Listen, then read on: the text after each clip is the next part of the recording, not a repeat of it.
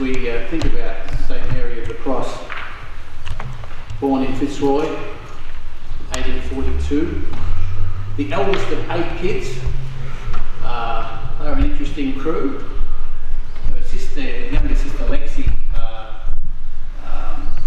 joined her order, became a sister of St Joseph, and her younger brother Don was a Jesuit priest who worked in the Northern Territory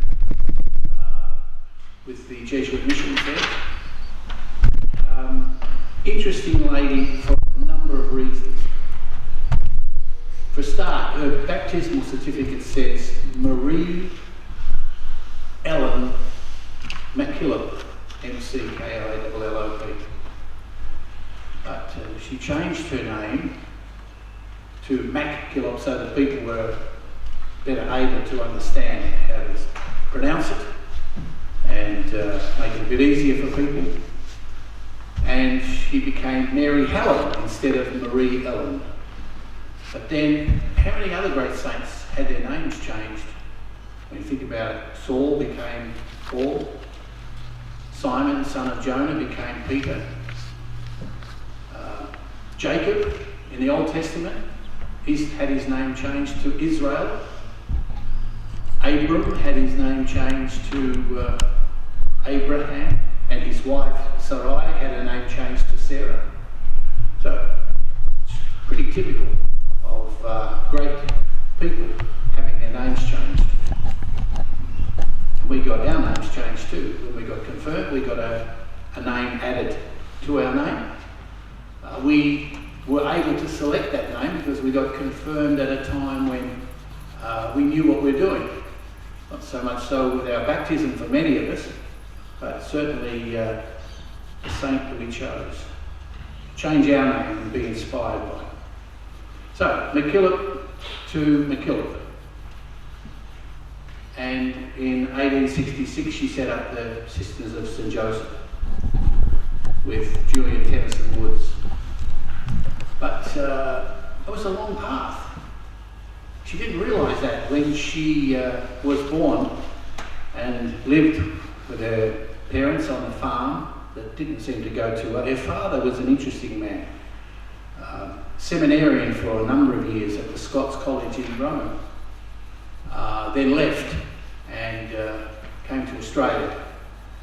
And he was very learned and kind and loving man, but not much good at farming. We could teach him a thing or two.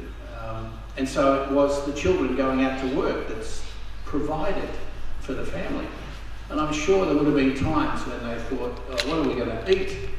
And then one of the kids would come back and say, oh, I did an odd job down the road, or I did this, or I've been working here, or here's something to keep the family together.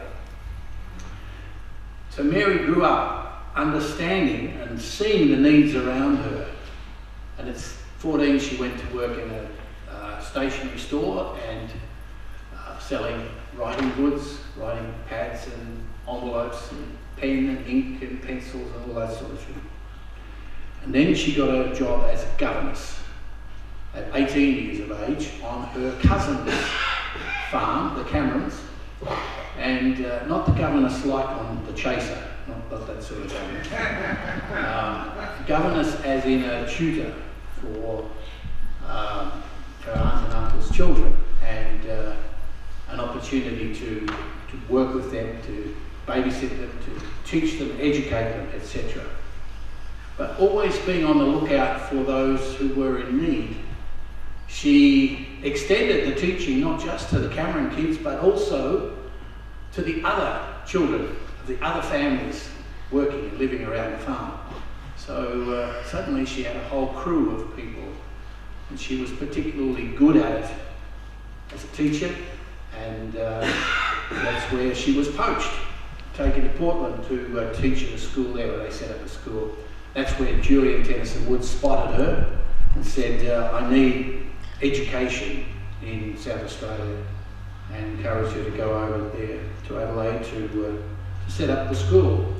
And then she started to realise that if it's God's will, it'll happen. You'll find a way. We don't have to worry The only thing we've got to worry about is, am I doing God's will?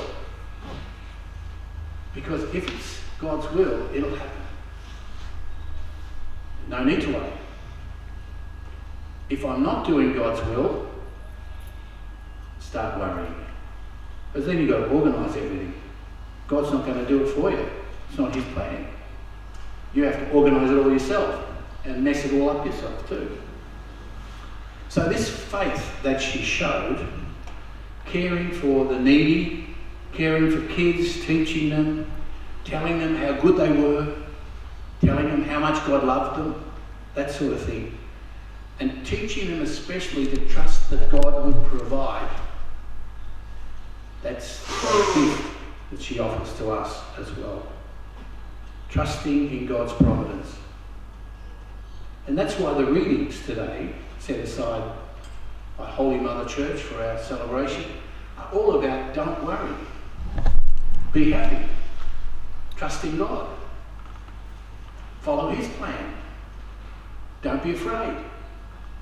And most especially, because this will apply particularly after we finish Mass today, a jar of meal and a jug of oil is enough to get by, if it's God's plan.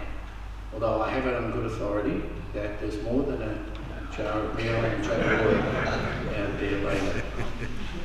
So, we can teach each other and learn from each other as Mary of the Cross did.